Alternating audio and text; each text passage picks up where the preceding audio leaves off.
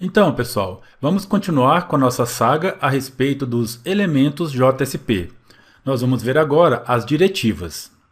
Bom, diretiva é um elemento JSP que vai fornecer instruções ao container.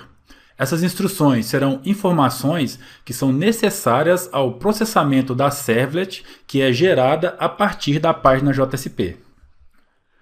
Então aqui a gente já pode notar uma diferença com relação aos elementos de scripting. Enquanto os elementos de scripting vão tratar a lógica da apresentação, as diretivas vão fornecer informações que vão afetar a estrutura global da JSP Servlet. E por não envolver a lógica de apresentação da aplicação web, a diretiva não vai gerar código na classe de servlet que é gerada e muito menos vai ser colocada no fluxo de saída dessa classe de servlet. E além disso, as diretivas vão participar apenas de uma das fases do ciclo de vida JSP. Elas vão ser processadas em tempo de tradução. Isso significa que o container vai carregar uma diretiva na fase de tradução e utilizar as suas informações para a criação e estruturação da JSP Servlet associada à página JSP que descreve essas diretivas. Da mesma forma que os elementos de scripting, as diretivas também possuem duas sintaxes. Então nós temos a sintaxe padrão, que vai ser marcada com o símbolo de menor que %, seguido pelo nome da diretiva. Depois disso, nós vamos ter os seus atributos, que é formado por pares de chave e valor. A chave sendo o nome do atributo e o seu valor como string. E também temos a sintaxe XML.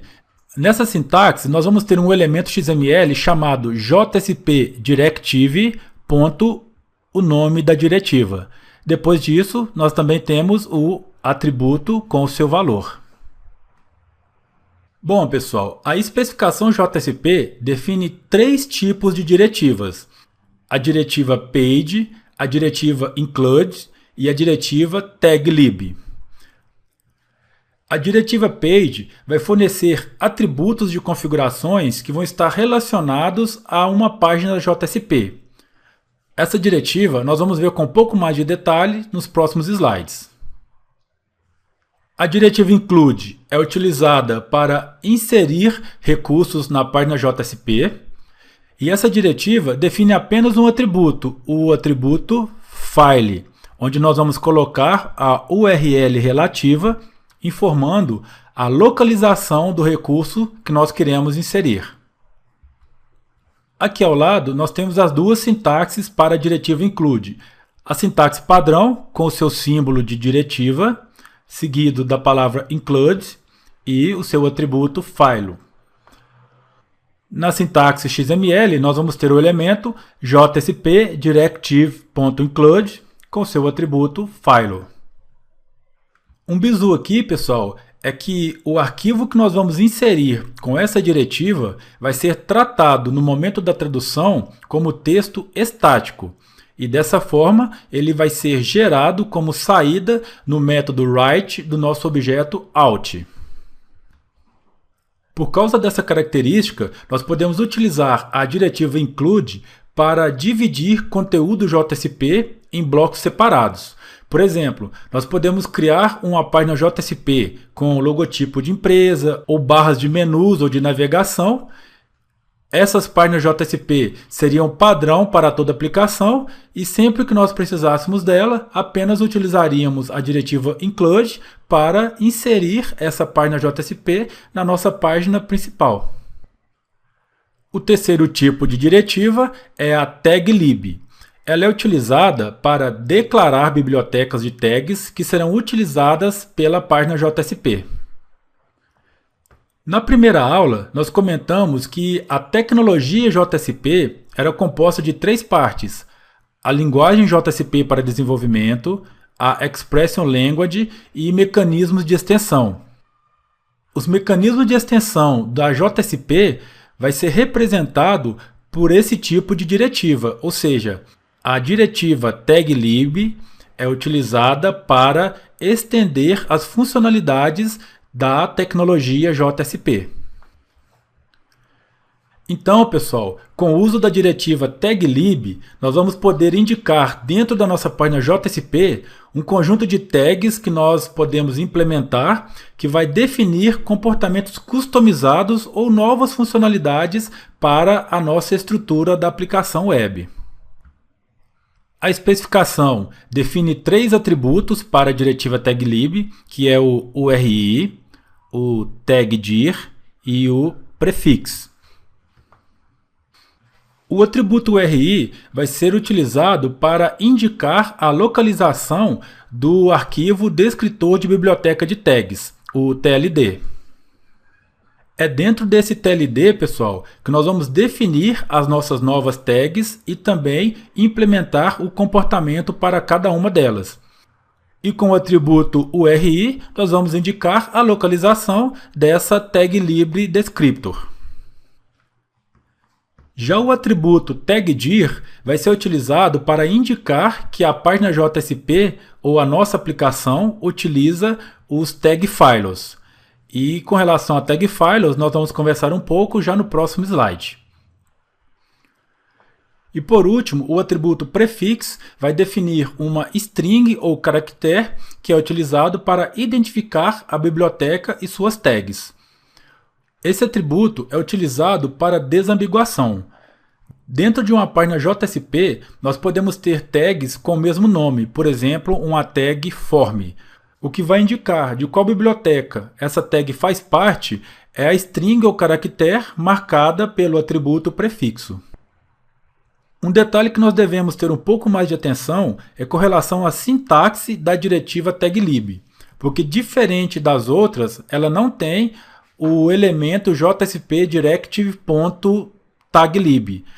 Nós vamos ter a sintaxe padrão com seu símbolo normal e a diretiva taglib. E para as páginas JSP que utilizam a sintaxe XML Documents, nós vamos utilizar uma tag tipo root com namespaces XML para definir o local de nossas taglibs. Até a JSP 2.0, o elemento que era utilizado para marcar os namespaces das taglibs necessariamente era o JSP root, que nós vamos ver mais adiante nas actions. Mas a partir das versões mais novas da plataforma JEE6 e JEE7, essa obrigatoriedade de utilizar o elemento root deixou de existir.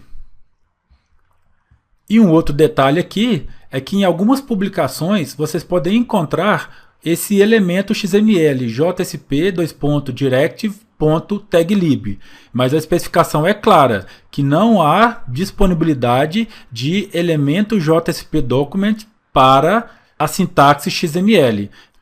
Então, na sintaxe XML, nós vamos usar os namespaces de XML mesmo.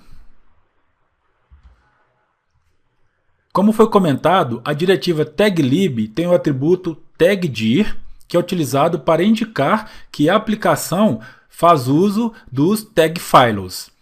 E o que vem a ser os tag files? Bom, eles surgiram a partir do JSP 2.0 como uma alternativa para as bibliotecas de tags. Então aqui, pessoal, ao invés de definir um único arquivo contendo todas as tags e o comportamento de cada uma delas, nós podemos ter um arquivo para cada tag que nós formos criar.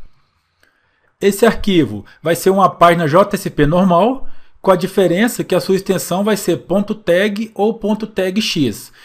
Dentro dele, nós vamos ter a definição da tag customizada com o seu handler, ou seja, a definição do seu comportamento.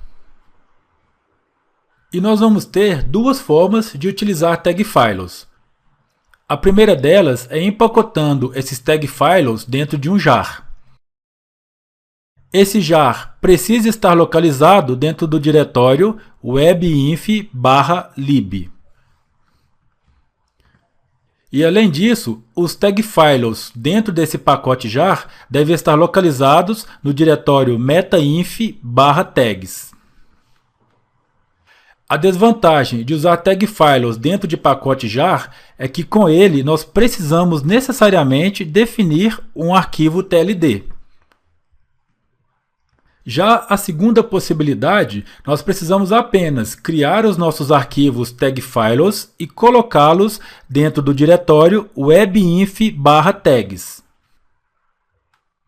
Nessa forma, pessoal, nós temos uma grande vantagem, porque o TLD vai ser implícito e gerado pelo container. O desenvolvedor não precisa preocupar com a definição de tags dentro de um descritor de bibliotecas de tags.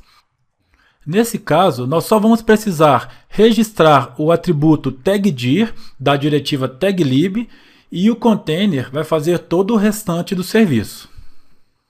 E como um tag_file é um arquivo JSP, dentro dele nós podemos colocar quaisquer elementos JSP. A diferença vai ser apenas com relação a diretivas. Dentro de um tag_file, nós podemos utilizar as diretivas include e taglib. E além dessas duas, nós vamos ter diretivas que são exclusivas para tag_files, que são as diretivas tag, attribute e variable. A diretiva tag vai ter função similar à diretiva page.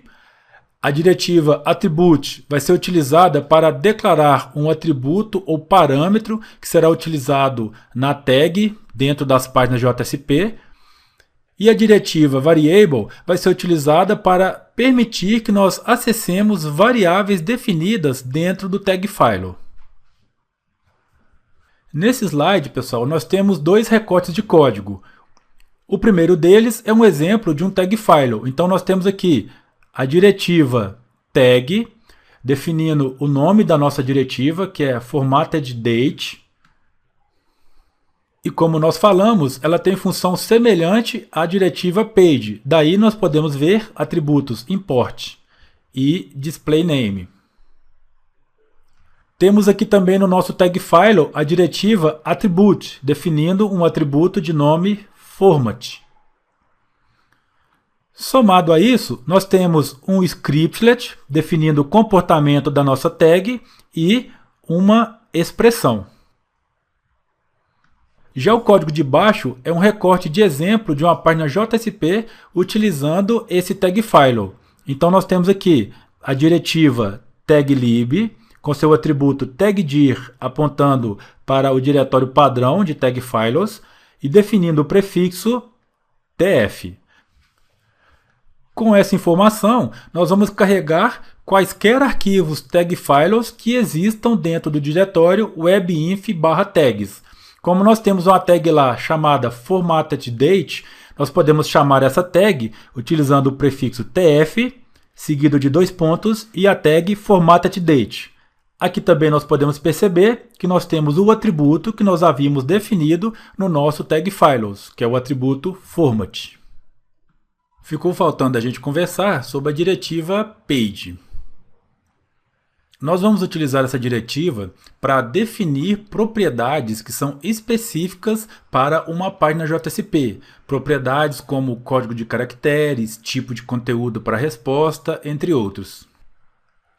No total, a diretiva page define 13 atributos diferentes e a sintaxe dela é essa que nós vemos aqui. Na sintaxe padrão, o símbolo de diretiva e o nome page. Na sintaxe XML, nós vamos ter o elemento JSP Directive Page, seguido de seu atributo e valor.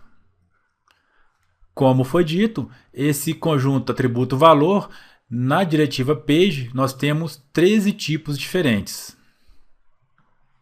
E aqui, pessoal, a especificação traz uma regrinha.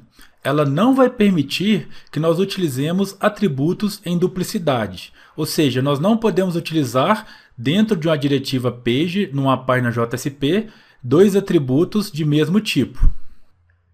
Em algumas situações é bem óbvio. Por exemplo, onde nós tivermos atributos que aceitam o tipo boolean, nós não vamos poder colocar um valor true, outro valor false para o mesmo atributo. E como exceção para essa regra, nós podemos utilizar mais de uma vez o atributo import e o atributo page_encoding. Para a gente conhecer um pouco sobre esses 3 atributos, vamos fazer um bate-bola aqui. O primeiro atributo que nós temos é o atributo language. Ele é utilizado para nós definirmos qual que vai ser a linguagem que os elementos de scripting vão utilizar na página JSP. A linguagem default é Java e atualmente nós só temos a possibilidade de utilizar Java como atributo para language.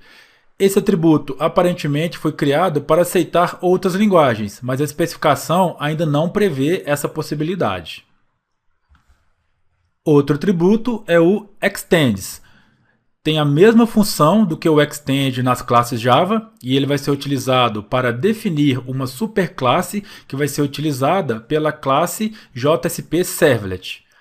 Apesar de nós termos a possibilidade de usar esse atributo, a especificação recomenda que nós não utilizemos esse atributo, porque utilizando ele nós vamos restringir a capacidade que o container tem de fornecer superclasses que tenham melhor desempenho para a nossa aplicação.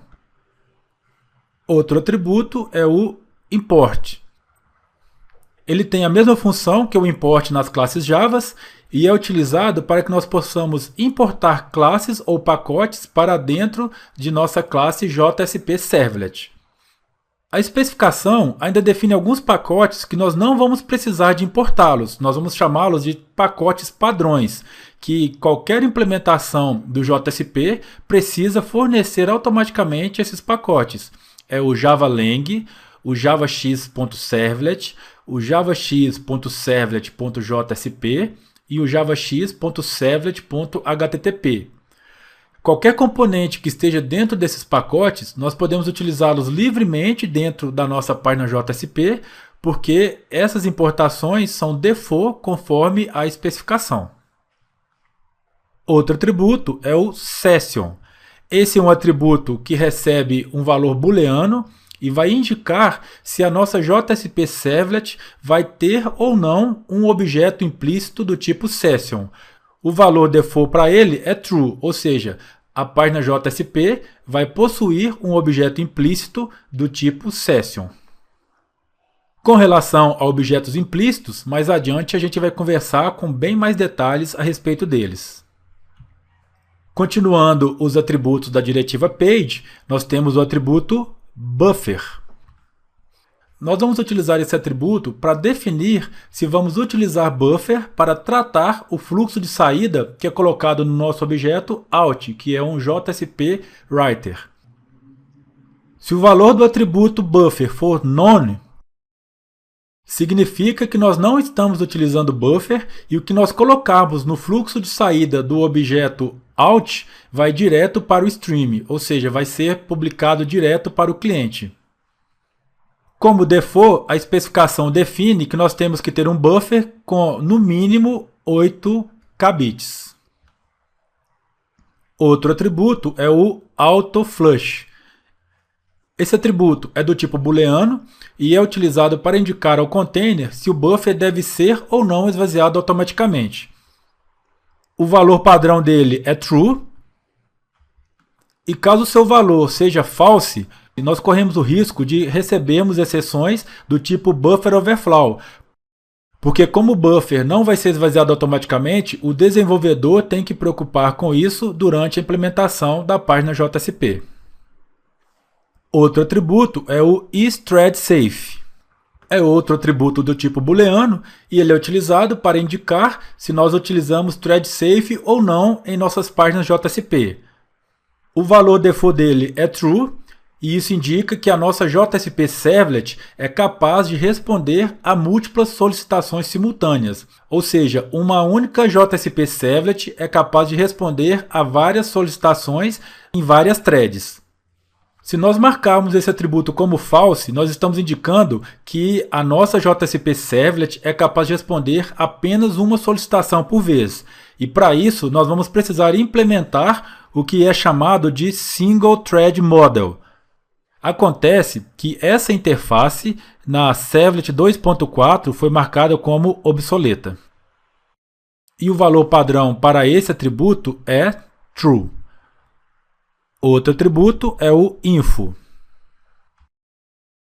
é um atributo do tipo string, onde nós podemos colocar informações que vão poder ser recuperadas com o método getServletInfo do objeto de contexto. Outro atributo é o isErrorPage. Mais um atributo do tipo boolean, e esse nós vamos utilizar para indicar se a página JSP, onde ele é declarado, pode controlar exceções. E o que seria isso, pessoal? Com esse atributo, nós poderíamos criar uma página JSP que definiria as mensagens de erro padrão da nossa aplicação.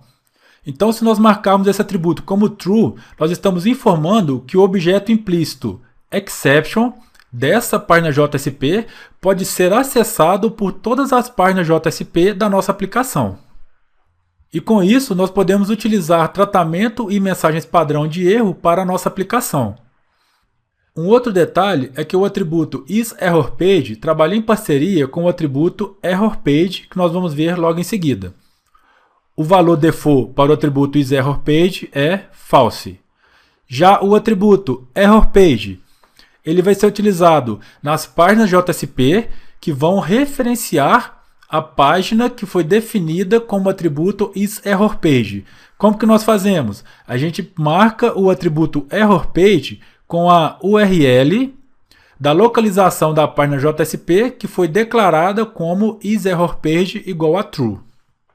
Quando nós marcamos em uma página JSP esse atributo ErrorPage com uma URL, nós estamos indicando que quando ocorrer mensagem de erro dentro dessa página JSP, o que vai ser exibido vai ser a mensagem definida numa outra página JSP que está indicada na URL desse atributo.